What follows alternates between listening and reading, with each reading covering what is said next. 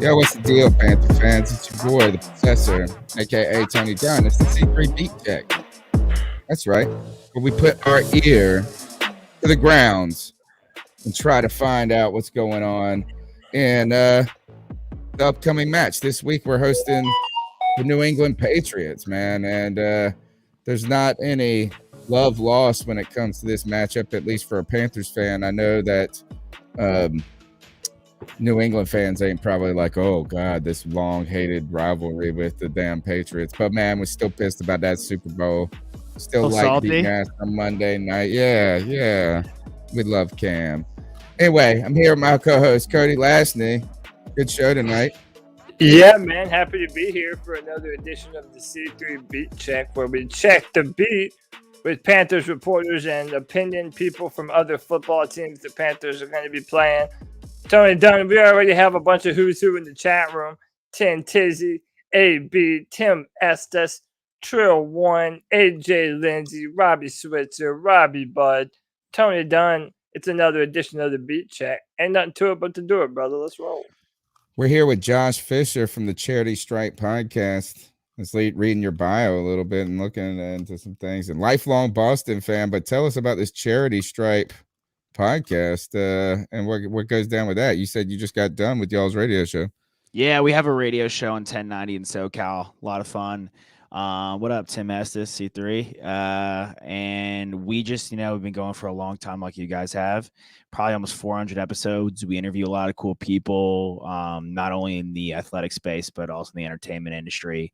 It's been an amazing run. And, we obviously talk football, basketball, baseball, anything really sports related. Love college sports as well. So we cover it all, interview it all. And then we have our radio show on 1090, the mightier SoCal. What was on tonight's docket? What were you guys getting to tonight?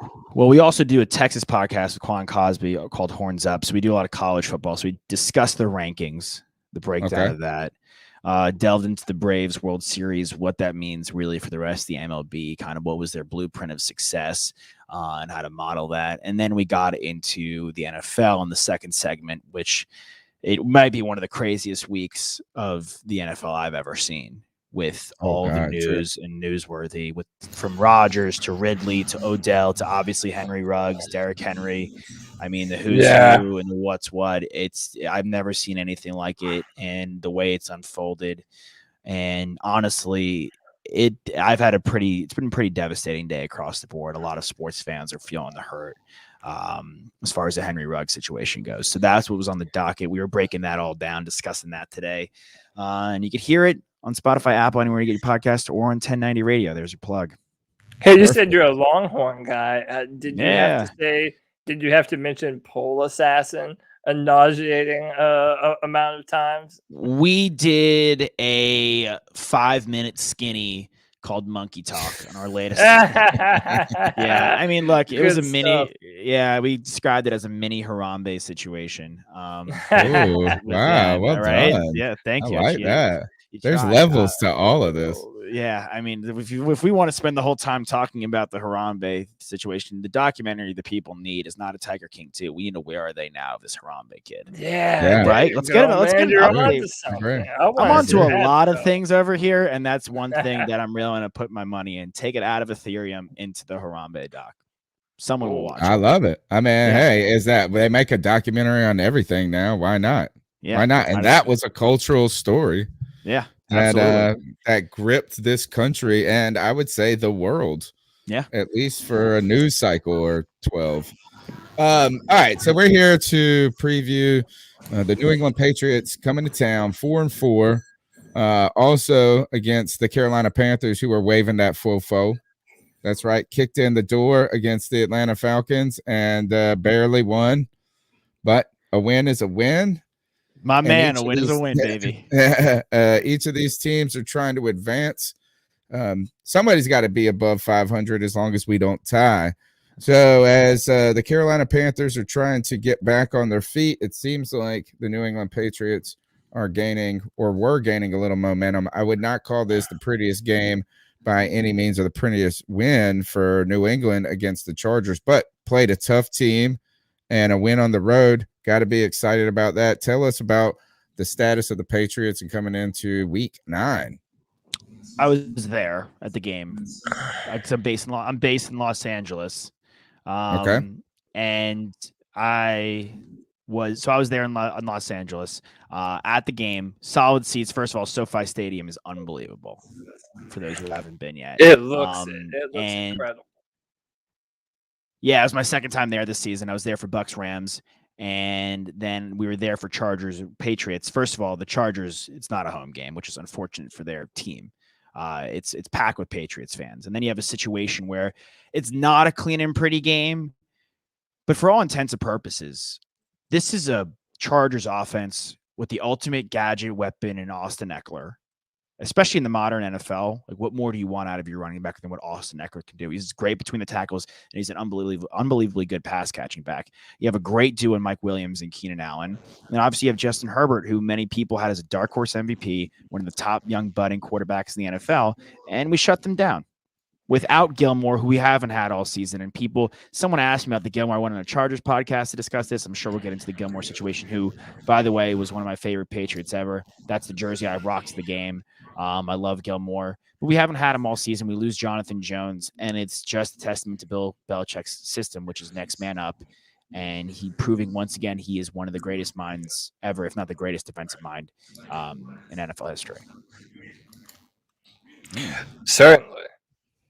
Yeah. You want me to jump in here? Yeah. So one of the things that I've been really curious about with this football game is that Bill Belichick defense going up against Sam Darnold.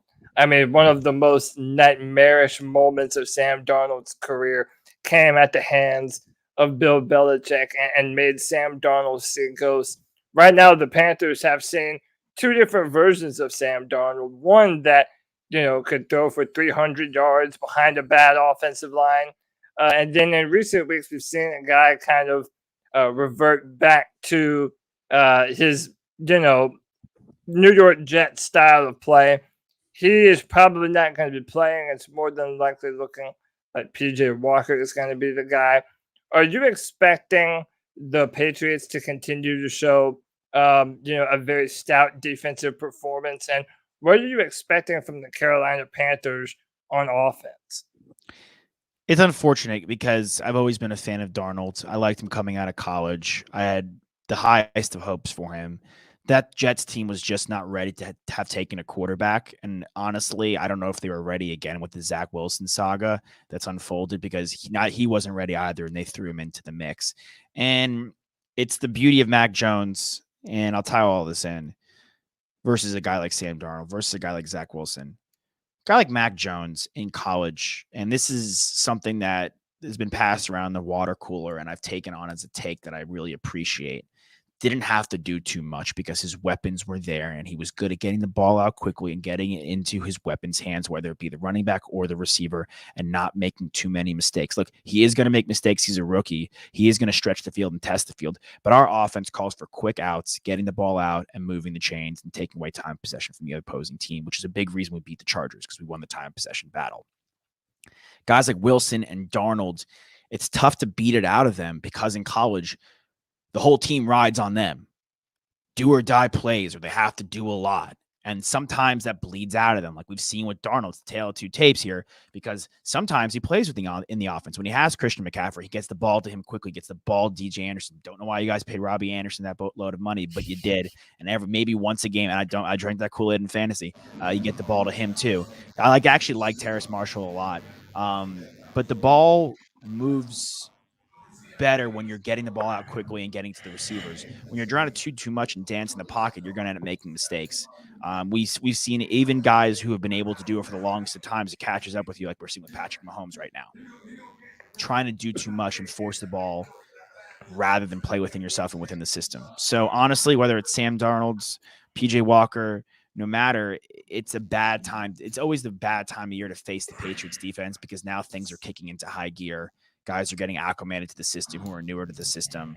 Judon already was off to the hottest of starts, so he's just going to get better and better. Was he third or fourth in the league in sacks? He's top five. He's top. Yeah, he's in boys. Son Reddick is fifth, and I just looked it up last night for our show. He was he has 7.5, and I think I saw Judon's name is higher up on the list, maybe a sack or ahead or something. So I mean, he's obviously ahead of Reddick, which would be 4 or higher. I mean, I love what the Panthers have done by and large lately. And first of all, like I said at the top, I'm a Longhorn guy, so I've seen Matt Rule up close in person. I know what kind of coach he is. Why is Bill Belichick's defense so good? Is because the depth. If you don't think depth is so important in the NFL, and we're seeing with the injuries to the major guys, but on the defensive side of the football, where the sexy names on the defensive line or the front seven aren't abundant, depth there is so important, and Belichick has that in spades on a consistent basis. The Panthers are starting to have that identity. I mean, y'all have a deep defense. You guys have a lot of guys on the defensive side. Starting to get there. I mean, look, was it not 2 drafts ago where you guys went full draft defense? Yeah. Yeah, like we were old and slow, and now we're young and fast, and they haven't stopped adding to it. And look, we don't know if we're going to keep Gilmore, but adding C.J. Henderson, not that he's done anything in the NFL or contributed to our team yet, but you see them kind of continuing to build the stables. Let's circle back to pennies. Yeah, where he was drafted. Yeah. Let's circle back to Mac Jones quickly. 2 weeks ago, he was all of a sudden becoming the darling rookie quarterback in the NFL after Herbert had his run in the first. Or wait, Herbert's a second-year player, but like Herbert was dominating the headlines for the first 3 weeks, and then the next white quarterback to step up was Mac Jones. Like, he's the rookie while Justin Fields is struggling. Zach Wilson now is like hurt and was, after 1 or 2 weeks of showing some potential, slowed down. And who's the other? Are there any other rookies starting? You got Trey Lance. You obviously got Trevor Lawrence. Trevor Lawrence. So Mac Jones is kind of taking over the headlines. But then last week I watched the game, and then they pulled out the win, and I had to go back. I watched it on Game Pass. I didn't get to watch it live. And I was expecting for him to have this really good game or a solid game, and it was a stinker, bro. He threw for 50%, completed 50% of his passes, didn't have any touchdowns, no interceptions though. But I mean, it just was like, ugh. What happened? I mean, it wasn't that great. It wasn't not that great, but he's a rookie, and you get the win. He's a rookie. Look, I'm not expecting this guy to blow out the stat sheet. I don't need him to blow out the stat sheet, because at the end of the day, I just want to win football games. I don't care if my quarterback wins MVP anymore. I've had Tom Brady for God knows how long. I've seen it all. I've done it all. I want to see the organization move forward and start the next. I know. Sorry. I want to see them move forward and start with the next chapter. And Mac Jones, the key stat there is, as a rookie, he didn't no interceptions. There was a turnover, but no interceptions. So that's progress in my eyes. I don't think our receivers are spectacular. I think our tight ends are solid. I think our run game is very good. And again, he's playing within the system. And he's going to have games where he's not elite, but the defense can back him up. And as long as he's calling a good game and adhering to the play calls, and they're running the football like they did very well, and there was a couple holding penalties that, had those not come to fruition, we would have had multiple touchdowns, and we would have gashed them even more. Then you're going to keep the ball out of Herbert's hands. Look, if the other team doesn't have the ball, they tried to. I saw them, and they were running the ball more. So, I just expected it to be look better when I saw the score, and then I went to watch the game, and I was a little underwhelmed by it. But it felt like, and let's turn to Josh McDaniels briefly. He called, I would say, a very balanced game plan in that game against the Chargers. There was no panic, a lot of running the ball, like you said. And it felt like a very formidable run attack, even though I couldn't even tell you who the running back for the Patriots is right now. Nor could I have told. Yeah, see, I probably couldn't have told you for the last 10 years either, this continued stable of people. But it was very effective. Your thoughts on Josh McDaniels, the wonder boy of the world that everybody tells me? Yeah, I mean, look, he's waiting in the wings. Yeah. Oh gosh, he's waiting in the wings. He's waiting in the wings. Why? I mean, he flaked. Why did he flake on that Colts job? Because he knew that was a sinking ship, which it kind of is.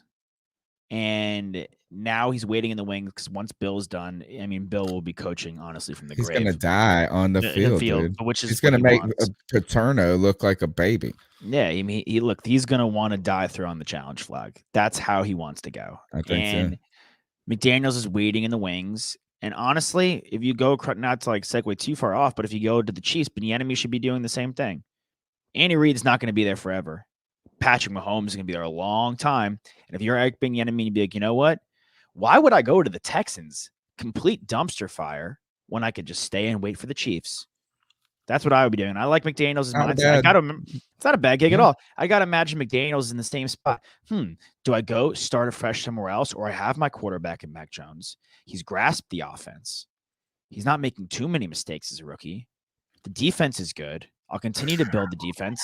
The offensive line is solid and deep, and it's got some solid youth to it. I have 2 tight ends who I like. Good running back for now.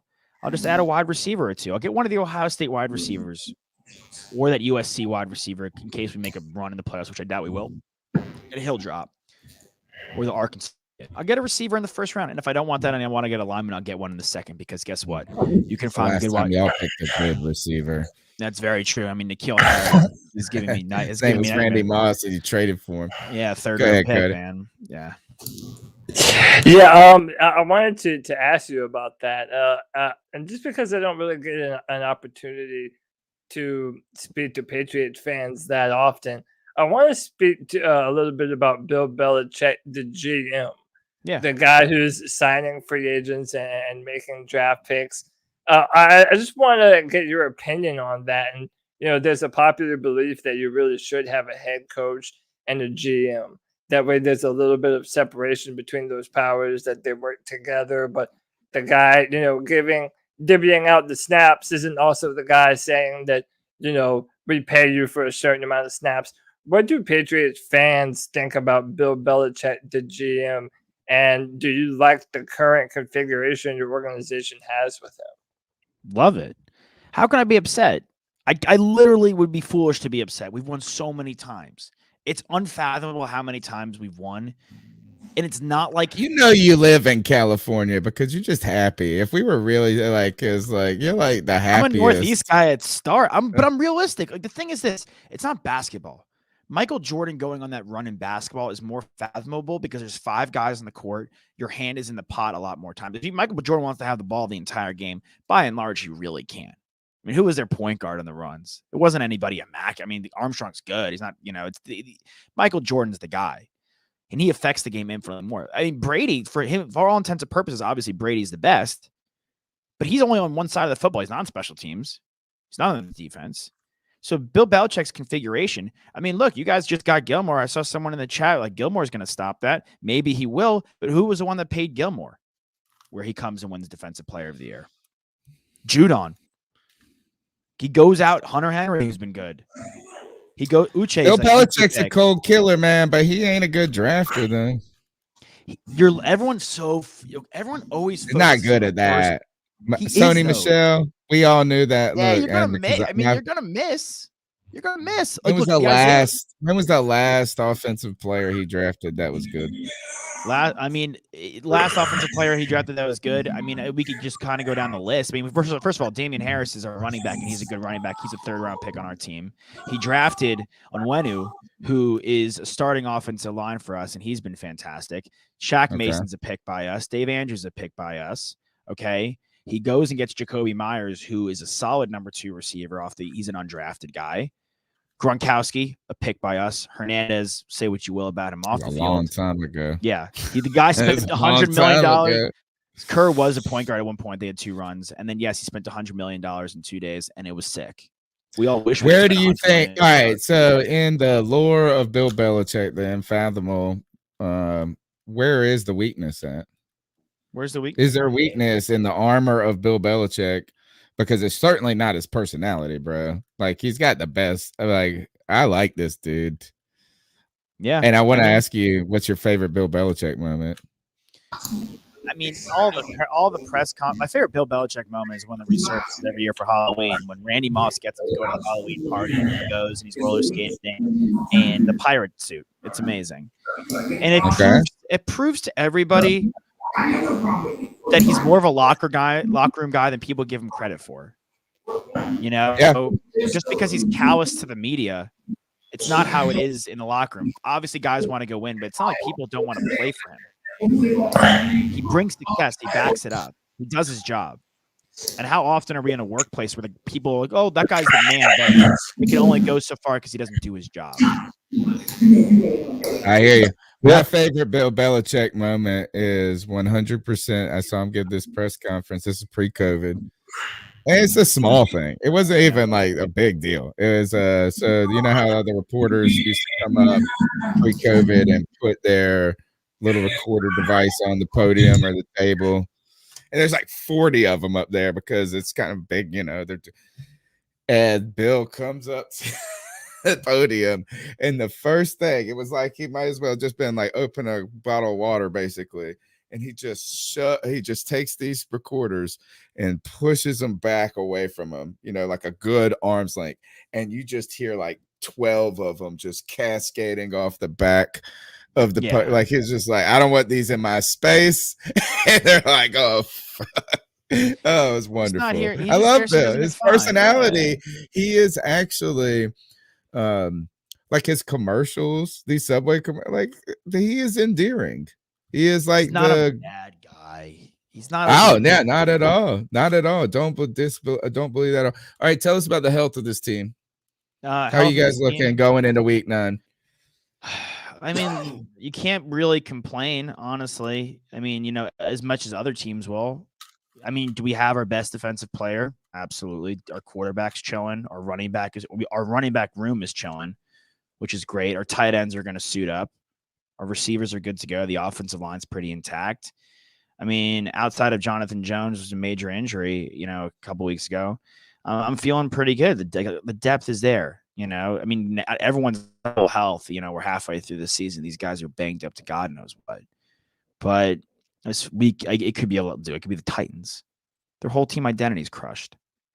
That's it. The Titans are not going to win the Super Bowl. That's over. Oh, yeah, true.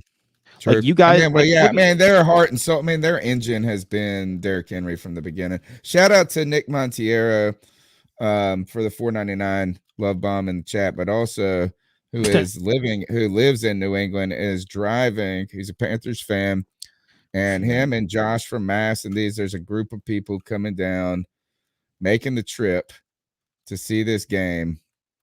So he's saying this: the defense is ready to eat. That's what he's basically saying. I like the defense. The defense is he lists all the Burns, Reddick. Burns a good pick. Reddick's a good guy you bring in. Gilmore, Chin was an excellent pick. I mean, look, they spent a lot on the defense and it's panning out.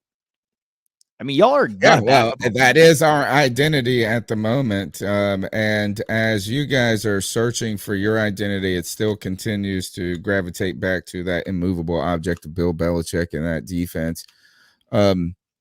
It's crazy when you can trade Stephon Gilmore for nothing and still continue to have that confidence, like you were talking about, the depth. What do you think the expectations now for – look, is New England fans have spoiled little brats.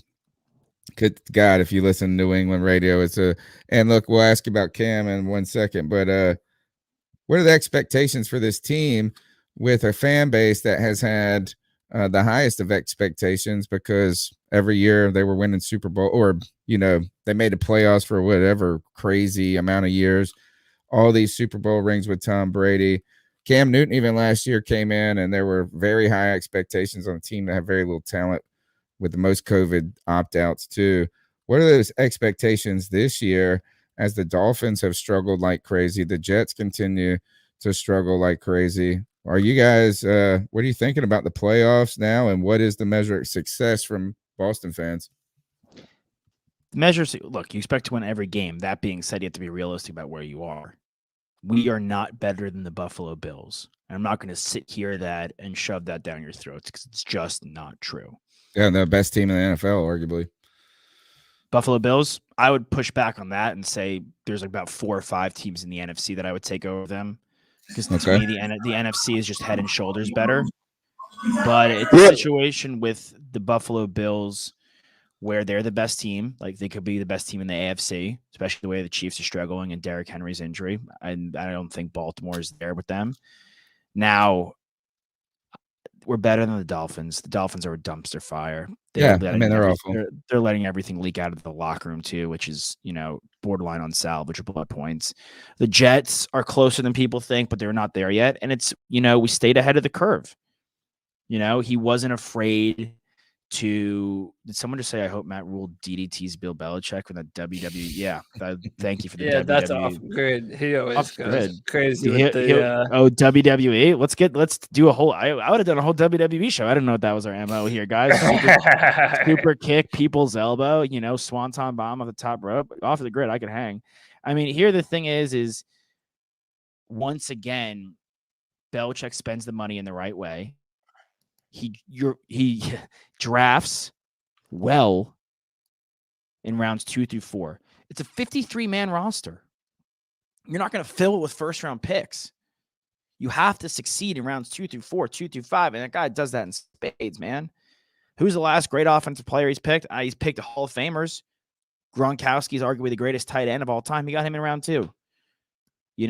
He finds guys. He uses when he trades for guys, he uses, he really values like him trading a 3rd-round pick back in the day for Randy Moss. That's like almost like him trading his sister. There are 3rd-round picks he likes more than his family members, and that's for certain.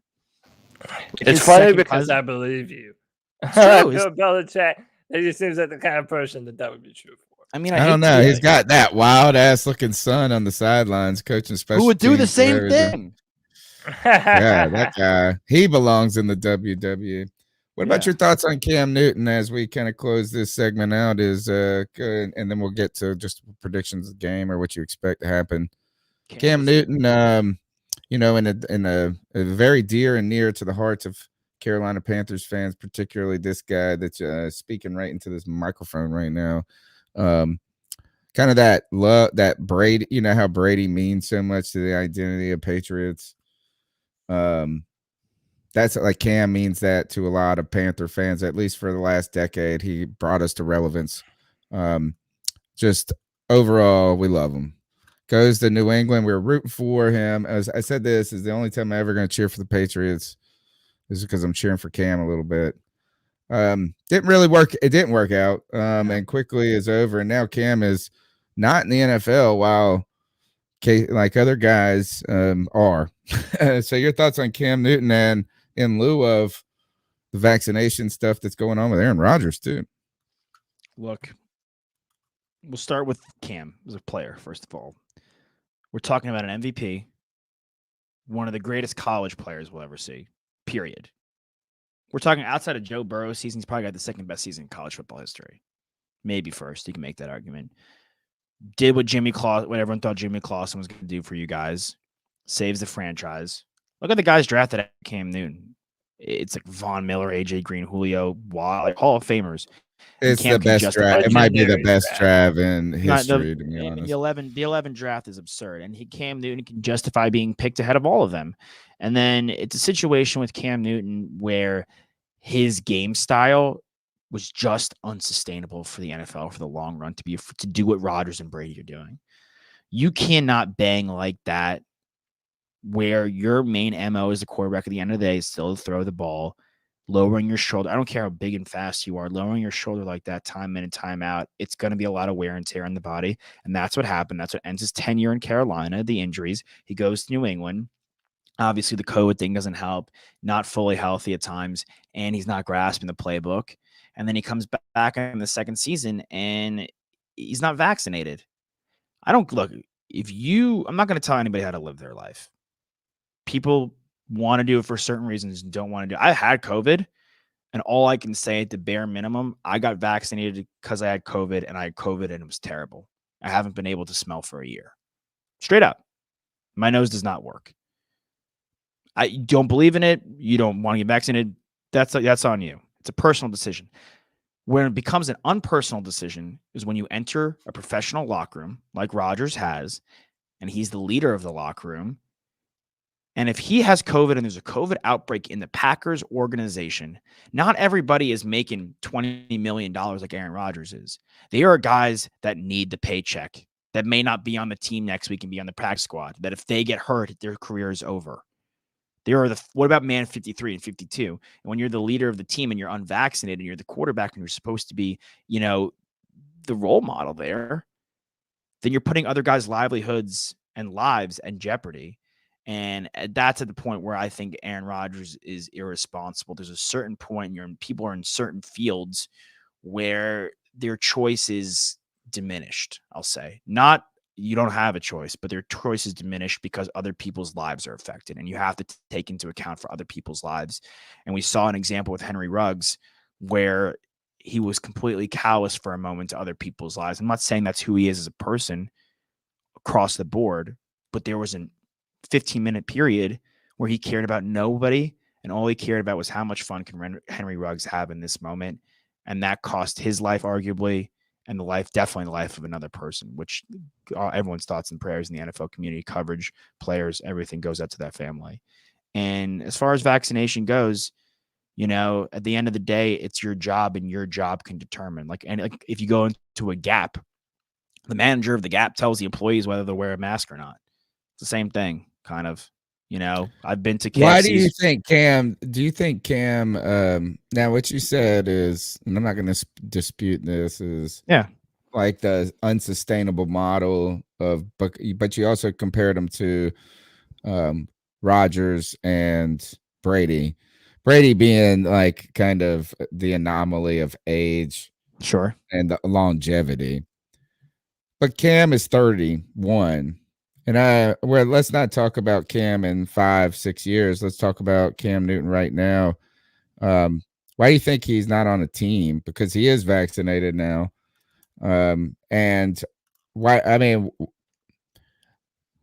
Bill Belichick is honest, dude. I don't think he puffs people's personalities up just because unless he had a crazy read on Cam Newton that Cam was the most sensitive person ever, so he had to lie about him. But Bill Belichick has spoken glowingly about Cam, not only the entire time he was there, before he got there, and after. Man, he was remarkably complimentary of him as a player when he was with Carolina. He said how hard he was studying this and that.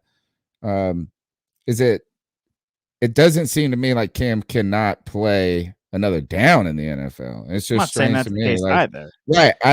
But why? I mean, I'm just interested as we look at these teams that have struggled with injury. The Jets being one of them, with bringing in Joe Flacco. Right, they didn't even play him. I'm just interested was Cam's last hurrah in the NFL in a New England Patriots jersey during the most abnormal season in the history of football, or one of them. Maybe there might have been one like in the World War II or something that was crazy too. I hope not. I love Cam Newton. I've always loved watching Cam Newton. I think Cam Newton is exciting and has done more for players than people give him credit for, with the way he dresses and the way he speaks. And, his comfortability with who he is in his own skin has allowed for a lot more players to do that, not just in the NFL, but in the NBA and across a lot of platforms. I think Cam Newton has been great for sports, by and large. I wish I can give you a cookie-cut answer of why teams aren't picking him up. I don't know. He wasn't great last year. I certainly wouldn't want him necessarily as a starting quarterback. Right. You can make that argument, but why is he not on a roster? I think the vaccination thing turned people off. Possibly, you're not going to go knowingly bring an unvaccinated guy into the room that wasn't on the roster already. I mean, Rodgers lied about it. Kirk Cousins wasn't vaccinated. I don't know if he is or not right now. But how do you lie about it? Can you actually? I mean, what did they just say? Well, you mince your words. You mince your words. I was immunized. Like, okay, you were, but was it one of the ones that was acceptable? And clearly it wasn't. So he's like, it's like a little kid going, well, where did he get it at? Where did he get it at? Like, I don't know. He went factory? Tijuana, like he went down there. Like, look, it's the Cam Newton thing is like, he's vaccinated now. I'm sure he'll get picked up in the offseason. I don't know if we'll see him again this year. It's an unfortunate situation. I hope that wasn't the last time he goes. I just think it'd be a bad look on everyone's part because there's no way he can't be a backup quarterback. Now I think Cam Newton. Well, there is an argument that he can't, right? And he brought this up on the show, and that's like when you're the biggest dog in the room all the time, like his presence is too big to be a backup. Yeah. Like the first time, if you put him on a bad team or a semi-bad team, I just don't know why he's not with the Seahawks right now. Because it's not his team. I mean, like maybe times will change. First of all, Geno Smith's been fine. Geno Smith knows the offense. Is he going to beat Geno Smith out? Does he want to be Geno Smith's backup? He could beat Geno Smith out. Geno Smith is arguably one of the, well, I'm not going to say. I was rooting for him. But there was an argument. You want to talk about a guy that couldn't understand the playbook back in the day. Look, maybe he's come a long way. I'm just surprised. Yeah, I'm just surprised that Cam Newton is not. If I was the San Francisco 49ers, I'd give him a look-see. The unfortunate thing, I think, is that Cam Newton isn't going to. One of the things that we've been saying for a long time is that if he finally has a team around him, like other, frankly, lesser quarterbacks in the NFL have been afforded, I think you would see a much better version of Cam Newton. That's why so many fans were frankly excited to see what Cam might be able to do this year with the Patriots after adding Hunter Henry and getting more guys in the building and see what that team potentially could have been able to do. I mean, maybe we disagree on what kind of player Cam Newton still is at the current moment, but I think part of the reason is he doesn't want to be a backup, and a lot of these teams right now they're just not looking to bring in a starting quarterback. So major part of it. Yeah, it's a major part of it. Like Melo had to go to the bench, and it takes a lot out of a guy. For Carmelo Anthony to come off the bench. Yeah, that took 20 years for that to happen. You know what I'm saying? Like Melo's been in the league for, it took a long time for him to accept that role himself. Yeah. By the way, shout out to Kyle Hampton, $5. His Cam looked terrible on the Patriots team. It's still Did he just throw you guys games. $5? Yeah, took a terrible Patriots team and still won 7 games. People forget how good he was pre-COVID last year. All right, Josh, what's the top storyline in your mind when it comes to the New England Patriots? Patience. I just want the fan base similar to my Longhorns, similar to the Red Sox, unfortunately similar to the Celtics. You just sometimes have to be patient because this team's going to be in games.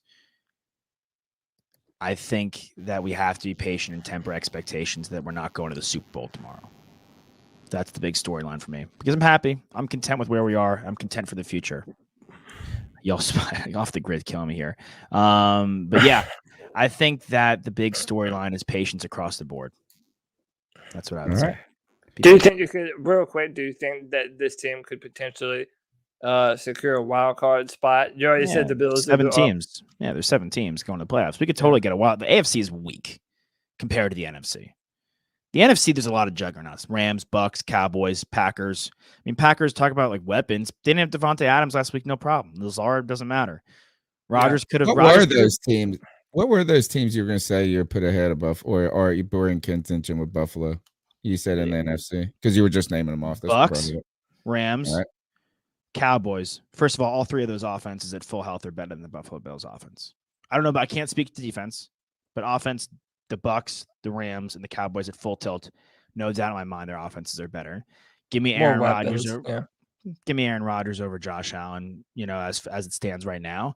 And am I going to sit here and say the Cardinals, who are undefeated? Well, as it stands when he recovers from COVID.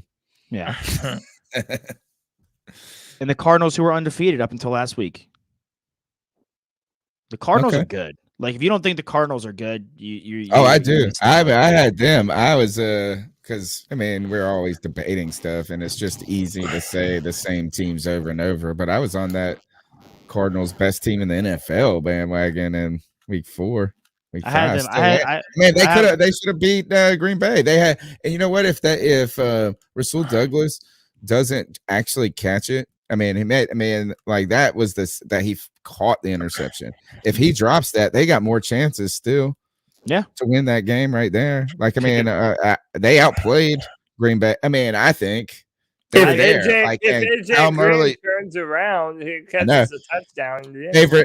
My favorite meme is someone said that AJ Green retired mid route. Yeah. Mid-route, his controller disconnected, all that stuff. Yeah, it's fun. Yeah, man. All right, Cody, last question. I mean, yeah, we'll do predictions, man. Are you thinking that you're going to beat the Panthers, or is this are we a stepping stone on the way to the Patriots getting a wild card, or do you expect a slugfest? I expect a tough defensive game. The defense, again, y'all's defense is good. There's a lot of playmakers in the defensive side of the football, and we have a young quarterback who's a rookie. Like, this is the point where the defense should show up on y'all's side. Gilmore has to.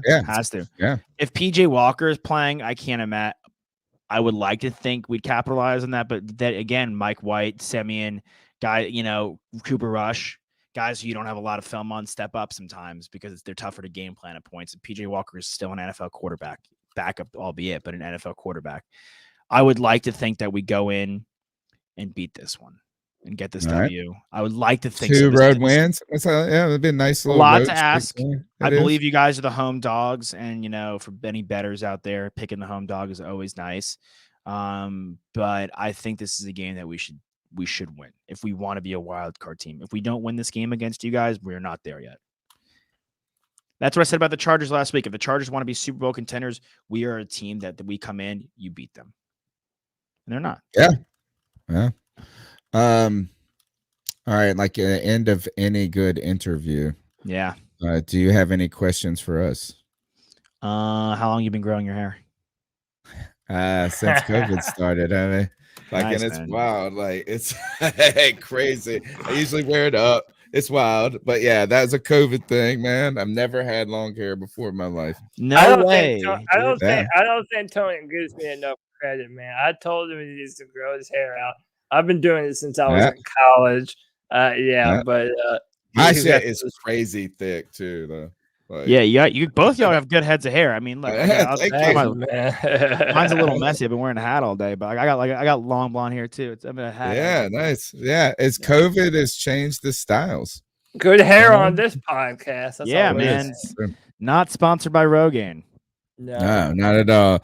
All right, give us your plugs because I want to go. It sounds like Off Grid is already a fan of your show. What is tell us how we can go find it on, because our listeners probably, unless we're gonna get on TuneIn, you can tell us the tags again, but how do we get in podcast form? That's how I'm gonna get it. Go find us on Spotify or Apple. We're just the Charity Stripe. You can see it in the background. Boom. The Charity Stripe. It's the nickname for the free throw line. Find us on Instagram. We do a lot of fun polls throughout the day. We're super interactive. If you DM us, we'll DM you back. Hit us on Twitter too. We're always there, of course. And hit your free throws because they're free. That's what they're saying. All right, man. Thanks a lot for your time, man. And you, boys. Best of luck for the Patriots, just not this weekend. Thank you, guys. You too. Later, Joshua. Later. All right, man. Josh Fisher from the Charity Stripe. And it looks like Erik Sommers is not going to be a go tonight, Cody. Just saw that. So we'll wrap this up here with the beat check. If you pop around, actually, let's do our own internal beat check. Let's go around. I'll just pull up what the headlines are for the Carolina Panthers real quick, and we'll just run through them in a brief discussion. Panthers.com. Let's see what the team is putting out right now. When it comes to our team, it says this. The headlines are you know what? I should probably just share it. And you can see the beat.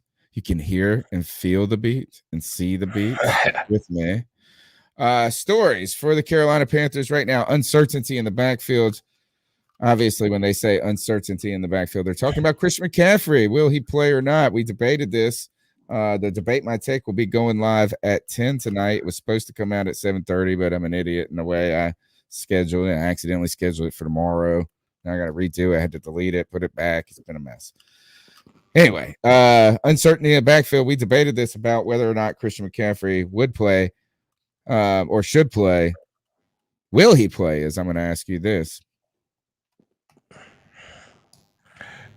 Should not should, but will he play this week? I mean, listen, I really don't know. I think that we're still a little bit too early out to be able to say definitively, as we kind of alluded to in the beat check, which I think that's airing tonight still. Yes. Yeah, whether or not he should, that's a whole different question. I kind of think that our coaches are going to err on the side of caution. I would not expect to see him play against the Patriots, even though I would like him to. I just don't think he will.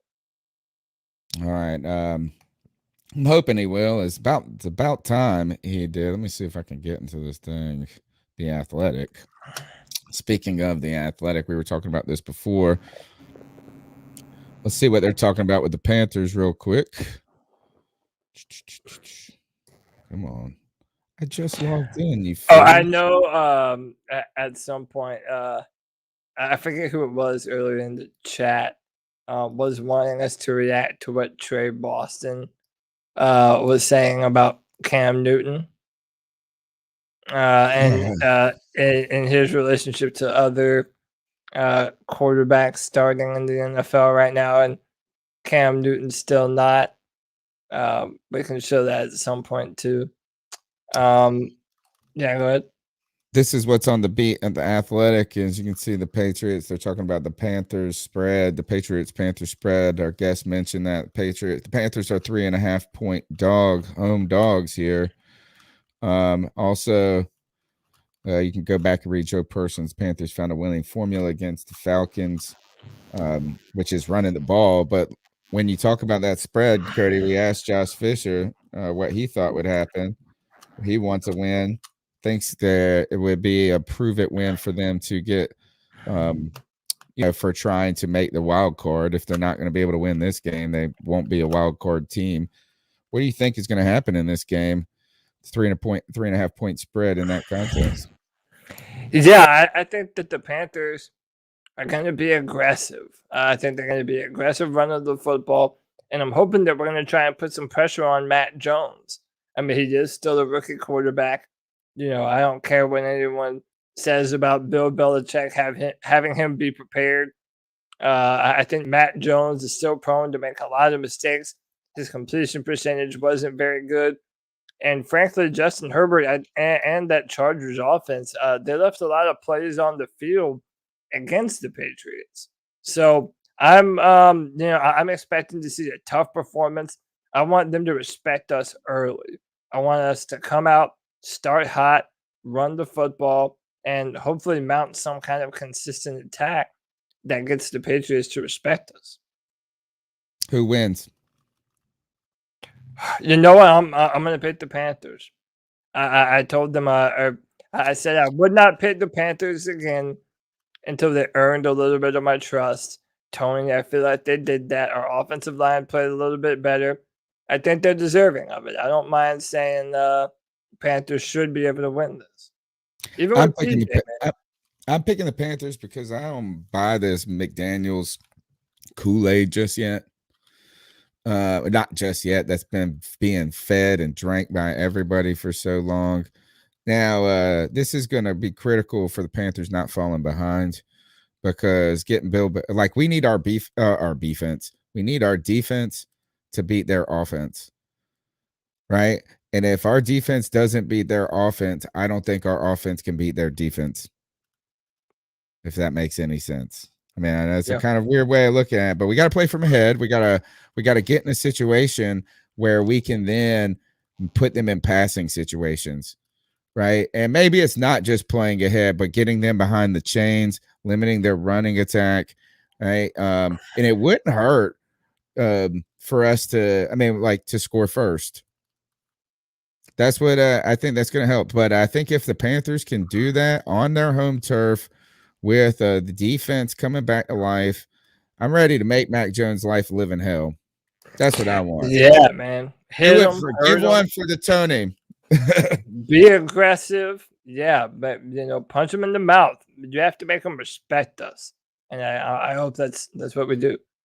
We look across the beat to the CatScratchReader. They add, and this is who Erik Sommers writes for. Look, actually, you can see his name up there. Panthers add Pat Eflin to the 53-man roster. This is something that we are also debating today. This man, Pat Eflin, if he should be designated to IR for the end of the season. The Panthers have decided to add him to the 53-man roster, which I guess maybe the time limit was expiring. Maybe that does not mean he'll be active. Your thoughts about Pat Eflin, and maybe you can give a little tease to debate my take. Yeah, I mean, are we better off with Pat Elflein in our offensive line than without him? I don't know. I think the evidence might say different. Listen, he's back on the team. He's back from IR.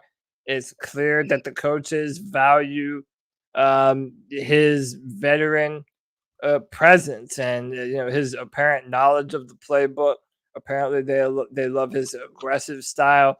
I don't know. I mean, he's going to have to step up in a big way. Overall, I think Michael Jordan has been better than Pat Elflein, especially here recently. And knowing the injury history for Pat Elflein, I wouldn't be surprised to see Michael Jordan anyway, considering Pat Elflein isn't able to make it through the majority of the game. Cat Crave has got this. Jason Huber, who used to work or still works with WFNZ, looking at some players that the Panthers. I hate these types of stories. Sorry. It makes me mad. I don't even want to click because you got to do click through. Got to keep Mac Jones quiet. Give you your clicks. Damian Harris. That's the one for me. That's the number one. Keep that running attack under. Matthew Judon, right? Really, he is 8 sacks. So he's fourth. He's ahead of Reddick by a half sack. All right, so we don't need to turn the ball over is what they're talking about, their defense. And so their defense seems to be the strengths. I don't know if I think we're going to match up pretty well against Hunter Henry and those guys with the talent we got. Does Stephon Gilmore give us advantage right now?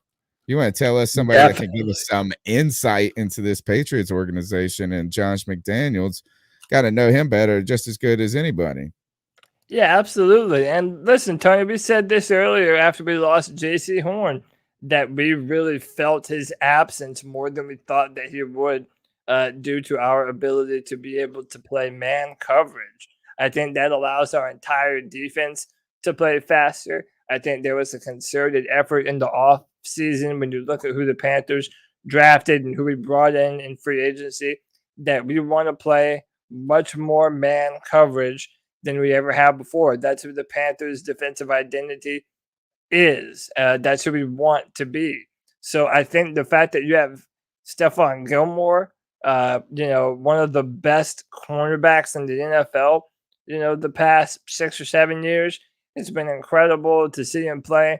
Now that he's on our team, I think he's going to provide a much-needed boost to this team.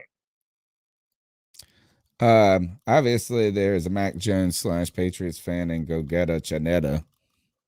Yeah, I saw him in the chat room earlier.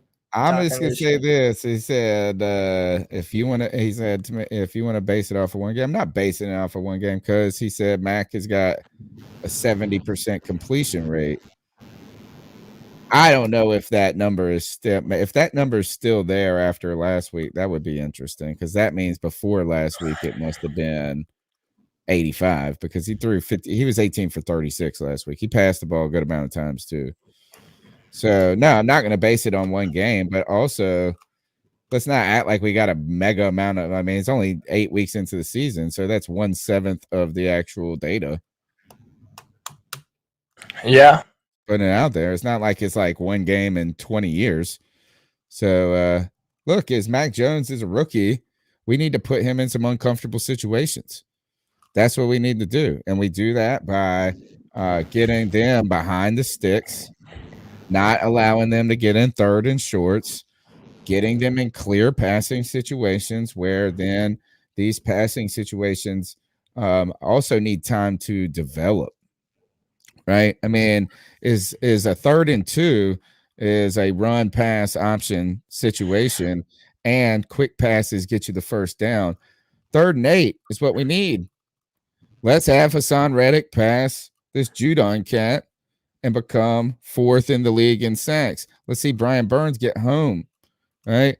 And it was that pressure and that opportunity that allowed and afforded Stephon Gilmore that interception in this past game.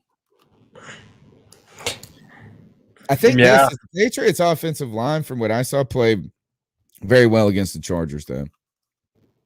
And that's the thing is, it's like they the problem in that Patriots offense was and like, look, it wasn't like anything horrendous, but he was just throwing the ball was off a lot of times. Like he would hit the dude in the leg. It was just not there.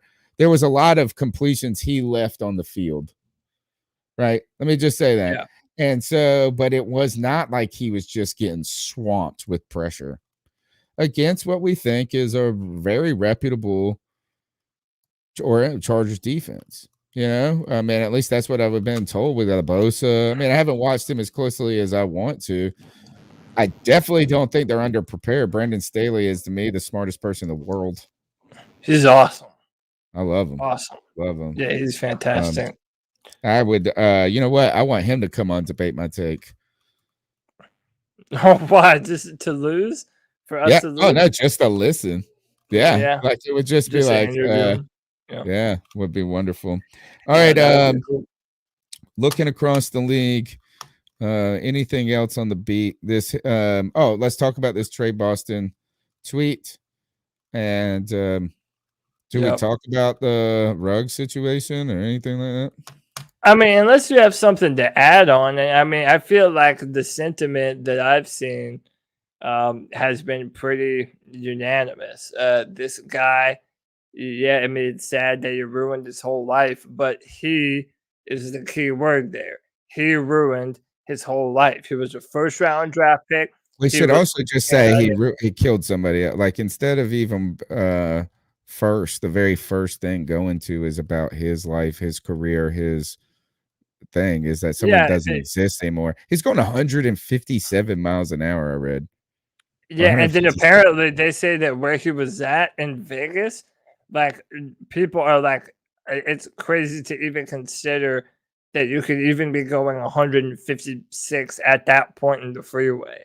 That is like not the spot that you would ever be going 156. Like, imagine if he like did it on the strip or something.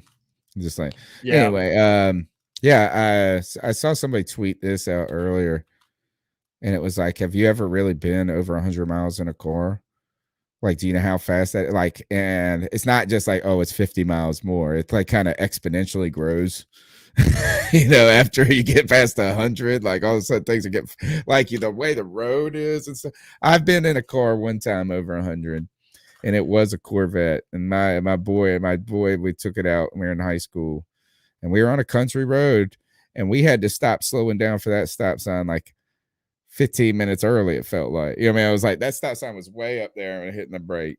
You know what I'm saying? Yeah. Like way up there. It was so fast. It was like 110.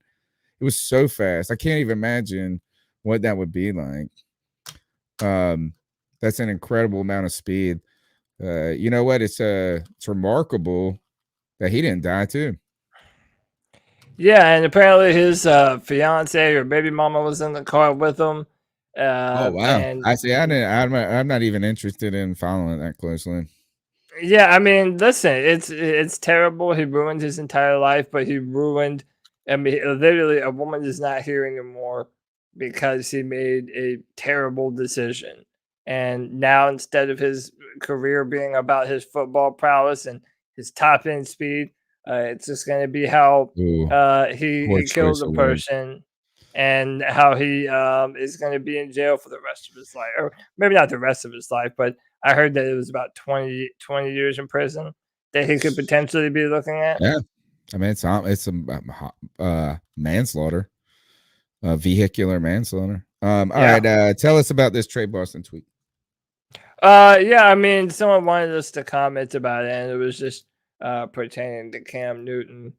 And somebody had put on Twitter, Mike Clay said Trevor Siemian led the Saints over the Bucks, Mike White led the Jets over the Bengals, Cooper Rush led the Cowboys over the Vikings, And then Trey Boston responded, people say Cam Newton can't help a team win week by week or watch the playoff caliber teams sent deeper into the race to the playoffs, while proven ballers are at home because of politics. Shake my head. So would this politics be the vaccination? Well, but then that's weird too because he's vaccinated now. Yeah. I mean, like, I wonder what is it the politics of maybe the NFL to where you've kind of ruffled, like it's just you're not part of the club anymore? Yeah, I mean, it's interesting. Maybe I don't think. Go ahead. Sorry. I just don't know. I mean, Cam Newton is in a much different portion of his career than he ever has been before. I just wonder if maybe the league at large doubts his ability to be able to stay healthy. Maybe they doubt his inaccuracy. It just sucks, man. He definitely deserves to have a chance. We all wanted to see Cam Newton play football this year, but I don't know, Tony. Just being real, I don't know if we'll ever see that man play football. That's sad, because I think he would be an excellent mercenary right now. Yeah, like this is actually the time you could bring Cam in and it not cause not problems, but you know what I'm saying? There is no question about who if you bring him into Seattle or if you bring him into Dallas or something like that, you know that the situation isn't long term.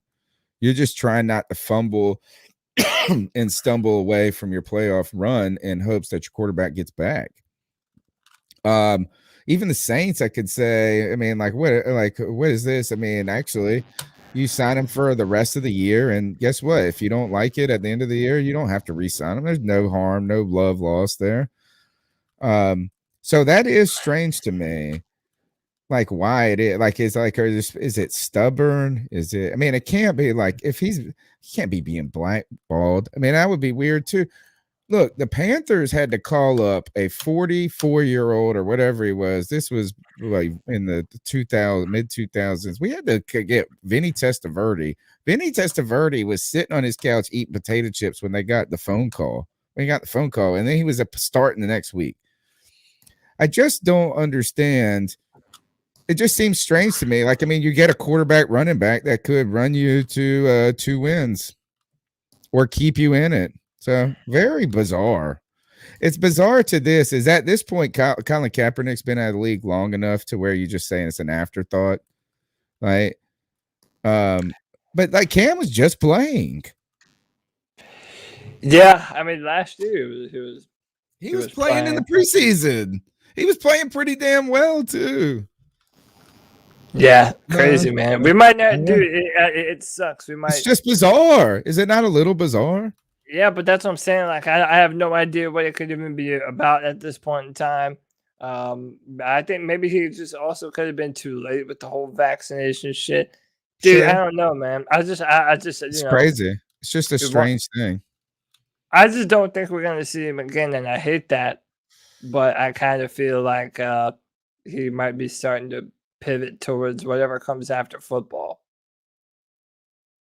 See, well, he might have to, whether by choice or not. Yeah, no choice. Just to me, it's just remarkably strange, particularly when Adrian Peterson just gets signed. You know what I'm saying? It can't be age and health. I mean, it can't be health at this point. I believe he can go and pass a physical and play 2 games. And also, how about this? To talk about the debate might take too. We talk a little bit about Odell Beckham Jr. and his toxicity. Well, I also believe that it's been unfairly slapped on Cam Newton that he's a diva style player, or that he's somehow a me first kind of football player that isn't willing to do what's in the best interest of his football team, which is absolute horse shit. Couldn't be further from the truth other than, I mean, looking at what Cam Newton actually did, the character that he has and that he's demonstrated for a long time. Yeah, man. But I don't know, man. I really I think a lot of unfair labels have been slapped on him, but that's another part of the reason why I don't think we're going to see him again, man. I think it's just the sad nature of the world that we live in. Bizarre. All right. That's the beat check, folks.